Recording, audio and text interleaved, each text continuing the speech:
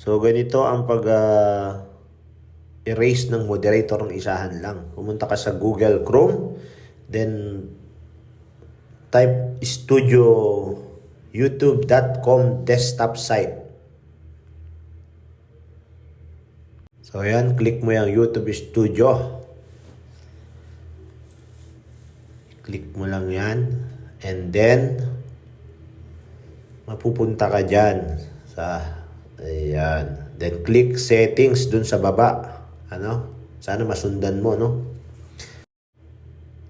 So, then click mo yung community moderation.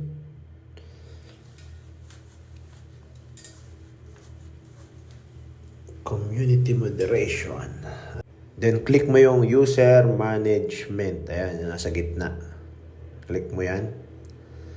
At lalabas na yung yung mga nilagyan mo ng jacket. So, yan. Then, click mo yung X na yan. Isahan lang yan. So, ganun lang ka-basic.